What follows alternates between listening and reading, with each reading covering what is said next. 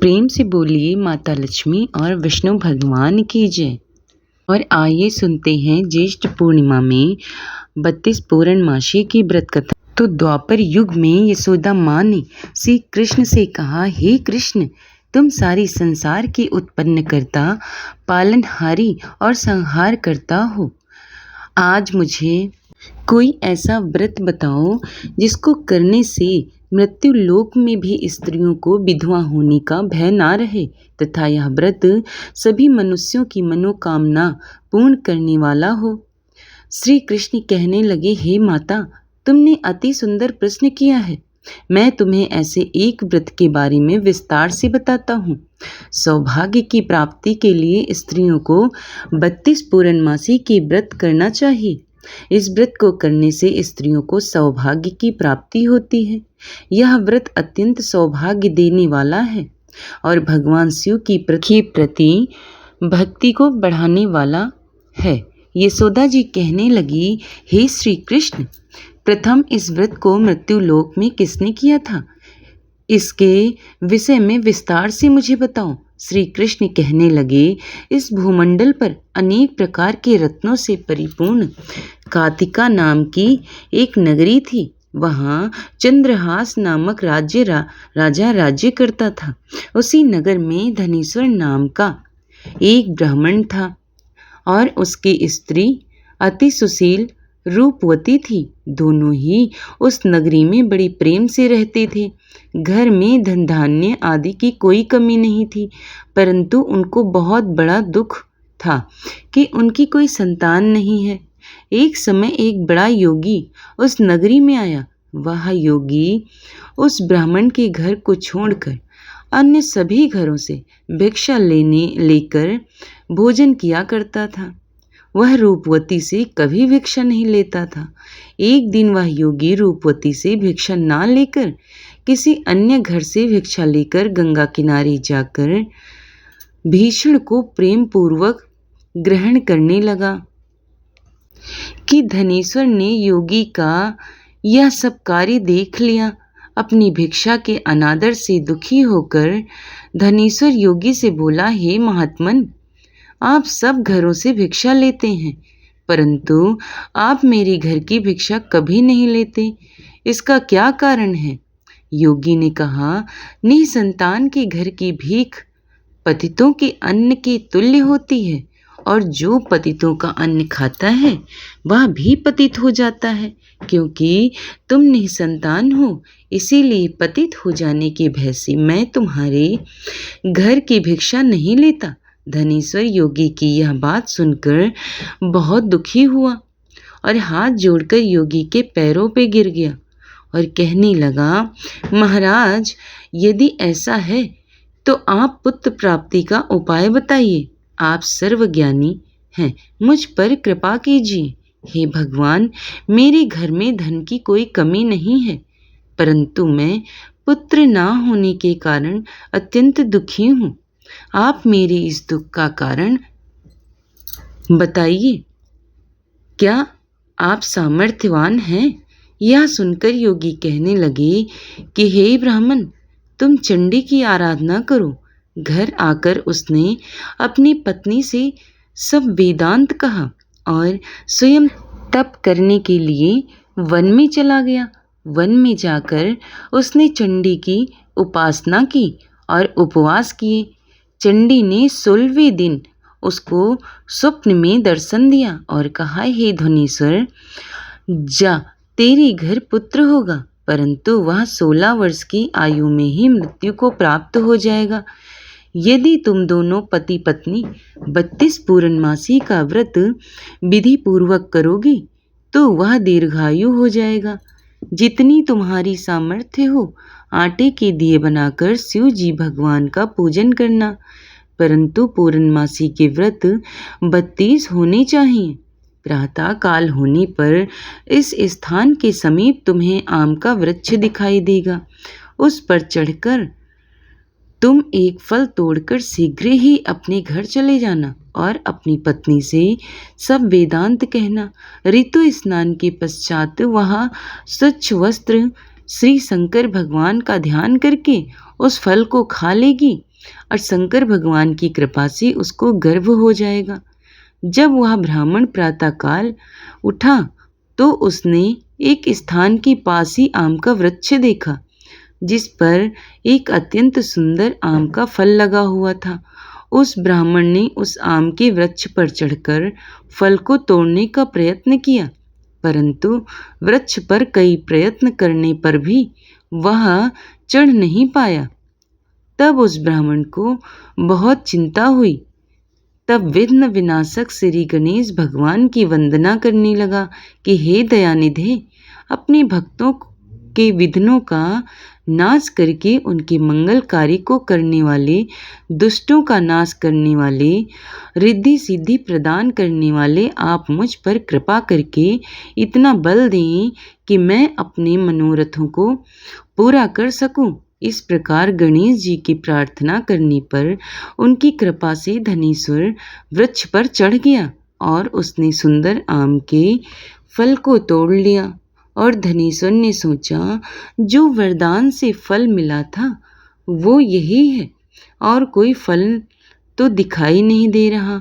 उस धनेश्वर ब्राह्मण ने जल्दी से घर जाकर अपनी पत्नी को वह फल दे दिया और उसकी पत्नी ने अपने पति से कहे अनुसार उस फल को खा लिया और वह गर्भवती हो गई। देवी जी की असीम कृपा से उसे एक अत्यंत सुंदर पुत्र उत्पन्न हुआ, जिसका नाम उन्होंने देवीदास रखा। माता पिता के हर्ष और शोक के साथ वह बालक शुक्ल पक्ष के चंद्रमा की भांति वह बालक अपने पिता के घर में बड़ा होने लगा। भवानी की कृपा से वह बालक बहुत ही सुंदर, सुशील, विद्या पढ़ने में बहुत ही निपुण हो गया। दुर्गा जी की आज्ञानुसार उसके पिता ने 32 पूर्णमासी का व्रत रखना आरंभ कर दिया, जिससे उसका पुत्र बड़ी आयु वाला हो जाए। 16 वर्ष लगते ही देवीदास के माता पिता को बड़ी चिंता हो गई कि उनके पुत्र की इस वर्ष मृत्यु न हो जाए। इसलिए उन्होंने अपने मन में विचार किया कि यदि यह दुर्घटना उनके सामने हो गई तो वो कैसे सहन करेंगे। इसीलिए उन्होंने देवीदास के मामा को बुलाया और कहा, हमारी एक बहुत बड़ी इच्छा है कि देवीदास 1 वर्ष तक काशी में जाकर विद्या अध्ययन करे और उसको अकेला भी नहीं छोड़ना चाहिए। इसीलिए साथ में तुम चले जाओ और 1 वर्ष के पश्चात इसको वापस ले आना। सब प्रबंध करके उसके माता पिता ने काशी जाने के लिए देवीदास को एक घोड़े पर बिठाकर उसके मामा के साथ भेज दिया। परंतु यह बात उसके मामा या किसी और से ना बताए कि धनेश्वर तथा उसकी पत्नी ने अपने पुत्र की मंगल कामना तथा दीर्घायु के लिए भगवती दुर्गा की आराधना और पूर्णमासियों का व्रत करना आरंभ कर दिया है। इस प्रकार बराबर 32 पूर्णमासी के व्रत को उन्होंने पूरा किया।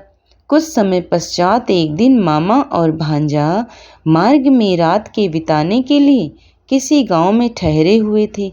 उस दिन उस गांव में ब्राह्मण की अत्यंत सुंदर, सुशीला और गुणवती कन्या का विवाह होने वाला था। जिस धर्मशाला के अंदर वर और उसकी बारात ठहरी हुई थी, उसी धर्मशाला में देवीदास और उसके मामा भी ठहरे हुए थे। संयोगवश कन्या को तेल आदि चढ़ाकर मंडप आदि का कार्य किया गया तो लगन के समय वर को धनुर्वात हो गया।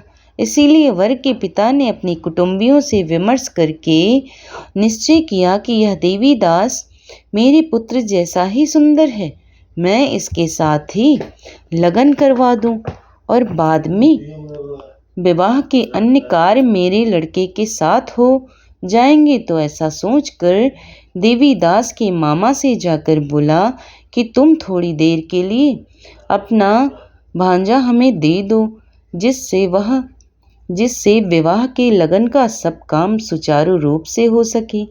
तब देवीदास का मामा कहने लगा, जो कुछ भी वधू पक्ष से कन्यादान के समय वर को मिले वह सब हमें दिया जाए तो मेरा भांजा इस बारात का दूल्हा बन जाएगा। इस बात पर वर के पिता ने स्वीकार कर लेने पर उसने अपना भांजा वर बनने के लिए भेज दिया और उसके साथ सब विवाह कार्य विधि पूर्वक संपन्न हो गए।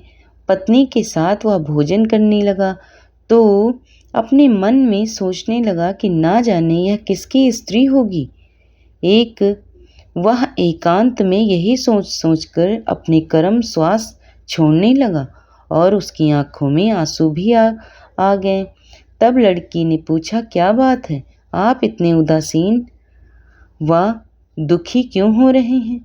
तब उसने सब बातें जो वर के पिता और उसके मामा में हुई थी लड़की वालों को बता दी। तब कन्या कहने लगी, यह ब्रह्म विवाह के विपरीत कैसे हो सकता है? देव, ब्राह्मण और अग्नि के सामने मैंने आपको ही अपना पति माना है, इसलिए आप ही मेरे पति हैं। मैं आपकी ही पत्नी रहूंगी, अन्य किसी की कदापि नहीं। देवीदास ने कहा, ऐसा मत करिए, क्योंकि मेरी आयु बड़ी ही कम है। मेरे पश्चात आपकी क्या गति होगी? इन बातों को अच्छी तरह विचार कर लो। परंतु वह दृढ़ विचारों वाली लड़की थी और वह बोली, जो आपकी गति होगी वही मेरी गति होगी। हे स्वामी, आप उठिए और भोजन कीजिए, आप निश्चय ही भूखे होंगे। तब देवीदास और उसकी पत्नी ने भोजन किया तथा शेष रात्रि वह सोते रहे। प्रातःकाल देवीदास ने अपनी पत्नी को तीन नागों से जुड़ी हुई एक अंगूठी दी, एक रुमाल दिया और बोला कि हे प्रिय, इसे लो और संकेत समझकर स्थिरचित हो जाओ। मेरा मरण और जीवन जानने के लिए एक पुष्प वाटिका बना लो। उसमें सुंदर सुगंधित वाली एक नवमल्लिका लगाओ और उसको प्रतिदिन जल से सींचा करो और आनंद के साथ खेलो कूदो और उत्सव मनाओ। जिस समय और जिस दिन मेरा प्राणांत होगा यह फूल सूख जाएंगे। जब यह फिर से हरे हो जाए तो समझ लेना मैं जीवित हूँ। यह बात निश्चित करके समझ लेना, इसमें कोई भी संशय नहीं होगा। इतना कहकर देवीदास वहाँ से चला गया। प्रातःकाल होते ही वहाँ पर गाजी बाजी बजने लगी और जिस समय विवाह कार्य समाप्त करने के लिए वर तथा सब बाराती मंडप में आए तो कन्या ने वर को भली प्रकार से देखकर अपने पिता से कहा, यह मेरा पति नहीं है। मेरा पति वही है जिसके साथ रात्रि में मेरा पाणी ग्रहण हुआ था। इसके साथ मेरा विवाह नहीं हुआ। यदि यह वही पुरुष है तो बताएं कि मैंने इसको क्या दिया है। वधू पक्ष की और कन्या पक्ष कन्यादान के समय जो आभूषण आदि दिए गए थे वो दिखाएं तथा रात्र में क्या गुप्त बातें मैंने इनसे कही वह सब सुनाएं। पिता ने उसके कहे अनुसार वर को बुलाया। कन्या की यह सब बातें सुनकर वह कहने लगी कि मैं कुछ भी नहीं जानता। इसके पश्चात लिज्जत होकर वह अपना सा मुँह लेकर चला गया और सारी बारात भी अपमानित होकर वहाँ से लौट गई। भगवान श्री कृष्ण बोले कि हे माता, इस प्रकार देवीदास काशी विद्यार्थन के लिए चला गया। जब कुछ समय बीत गया तो काल से प्रेरित होकर एक सर्प रात्रि के समय उसको डसने के लिए वहां पर आया। उस विषधर के प्रभाव से उसके शयन का स्थान चारों ओर से विष की ज्वाला से विषैला हो गया, परंतु व्रत के प्रभाव से उसको काट नहीं पाया, क्योंकि पहले ही उसकी माता ने 32 पूर्णमासी का व्रत रखा। इसके बाद माध्याह्न के समय स्वयं काल वहां आया और उसके शरीर से प्राणों को निकालने का प्रयत्न करने लगा, जिससे वह मूर्छित होकर पृथ्वी पर गिर गया। उसी समय माता पार्वती के साथ भगवान शंकर वहां आ गए। उसको मूर्छित दशा में देखकर माता पार्वती जी ने शंकर जी से प्रार्थना की कि हे महाराज, इस बालक की माता ने पहले ही 32 पूर्णमासी का व्रत पूरा किया था, जिसके प्रभाव से आप इसको प्राणदान दें। भवानी के कहने पर भक्त वत्सल भगवान शिव जी ने उसको प्राणदान दे दिया। इस व्रत के प्रभाव से काल को भी पीछे हटना पड़ा और देवीदास स्वस्थ होकर बैठ गया।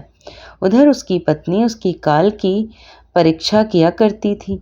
जब उसने देखा उस पुष्प वाटिका में पुष्प कुछ भी नहीं रहे तो उसको अत्यंत आश्चर्य हुआ, लेकिन जब वह जैसे ही हरी भरी हो गई तो वह जान गई कि अब उसका पति ठीक ठाक है, वह जीवित हो गया।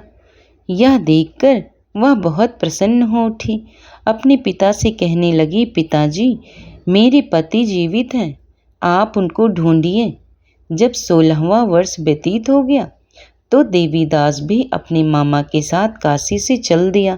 इधर उसके ससुर उसको ढूंढने के लिए अपने घर से जाने वाले ही थे कि वह दोनों मामा भांजी वहां पर आ गए।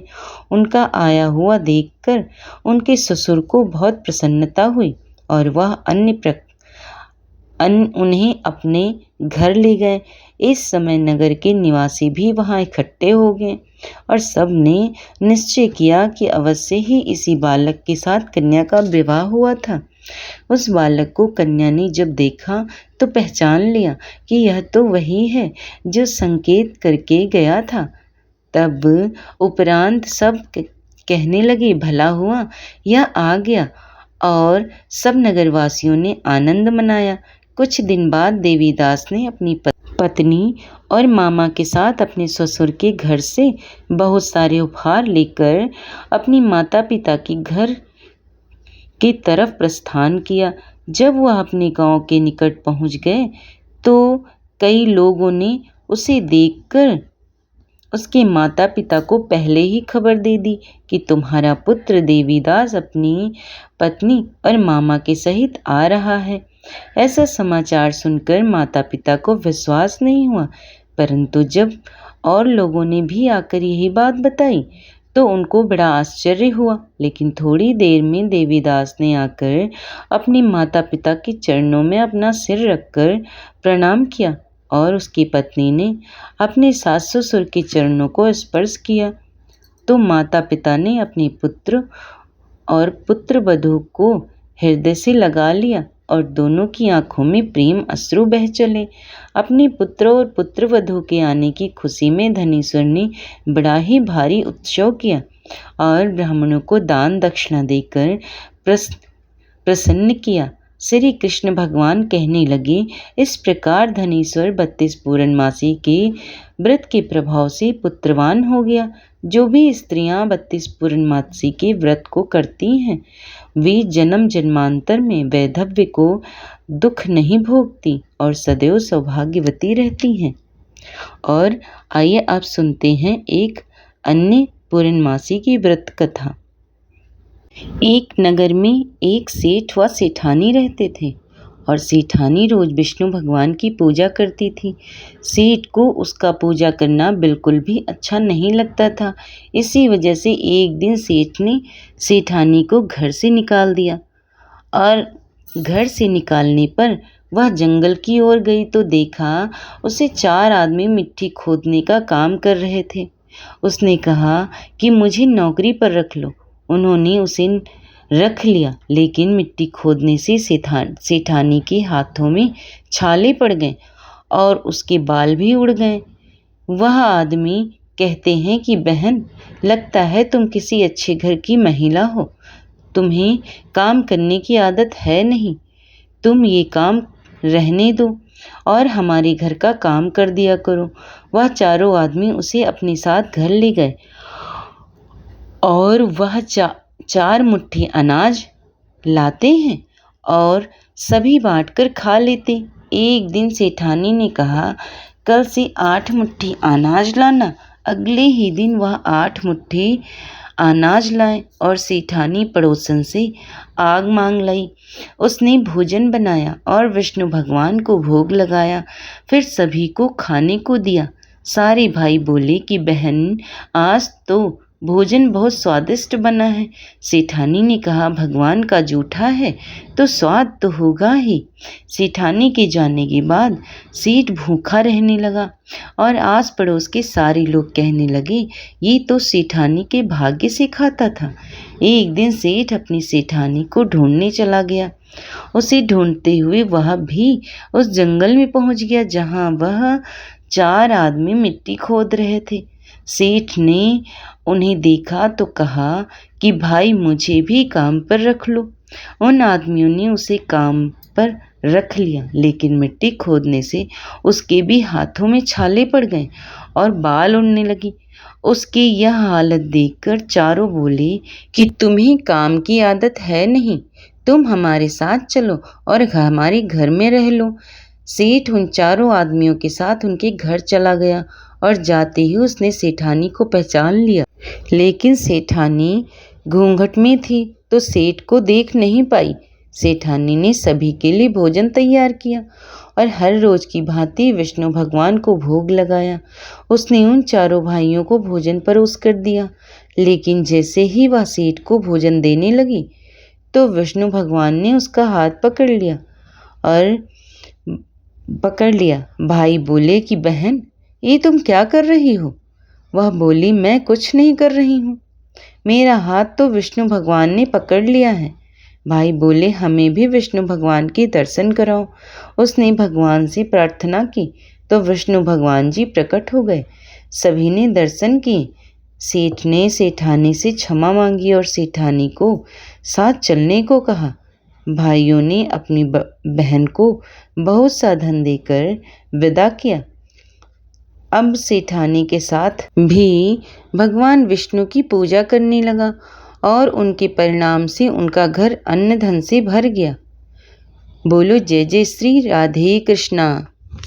और आइए अब सुनते हैं विष्णु भगवान की आरती। ओम जय जगदीश हरे, स्वामी जय जगदीश हरे। भक्त जनन के संकट क्षण में दूर करें। ओम जय जगदीश हरे। जो ध्यावे फल पावे, दुख बिन से मन का प्रभु, दुख बिन से मन का। सुख संपत्ति घर आवे, कष्ट मिटे तन का। ओम जय जगदीश हरे। मात पिता तुम मेरे, शरण गहूँ मैं किसकी, प्रभु शरण गहूँ मैं किसकी। तुम बिन और न दूजा, आस करूं जिसकी। ओम जय जगदीश हरे। तुम पूर्ण परमात्मा, तुम अंतर्यामी प्रभु, तुम अंतर्यामी। पार ब्रह्म परमेश्वर, तुम सबके स्वामी। ओम जय जगदीश हरे। तुम करुणा के सागर, तुम पालन करता प्रभु, तुम पालन करता। मैं मूरख खल कामी, कृपा करो भरता। ओम जय जगदीश हरे। तुम हो एक अगोचर, सबके प्राणपति प्रभु, सबके प्राणपति। किस विध मिलूं दया मैं, तुमको मैं कुमति। ओम जय जगदीश हरे। दीन बंधु दुख हरता, तुम रक्षक मेरे प्रभु, तुम रक्षक मेरे। अपने हाथ उठाओ, द्वार पड़ा तेरे। ओम जय जगदीश हरे। विषय विकार मिटाओ, पाप हरो देवा प्रभु, पाप हरो देवा। श्रद्धा भक्ति बढ़ाओ, संतन की सेवा। ओम जय जगदीश हरे। तन मन धन सब कुछ है तेरा, तेरा तुझको अर्पण क्या लागे मेरा। ओम जय जगदीश हरे। स्वामी जय जगदीश हरे। भक्त जनन के संकट क्षण में दूर करें। ओम जय जगदीश हरे। बोल दे विष्णु भगवान की जय। तो प्रिय भक्तजनों, कथा पसंद आ गई है तो चैनल को लाइक शेयर सब्सक्राइब कर लें। धन्यवाद।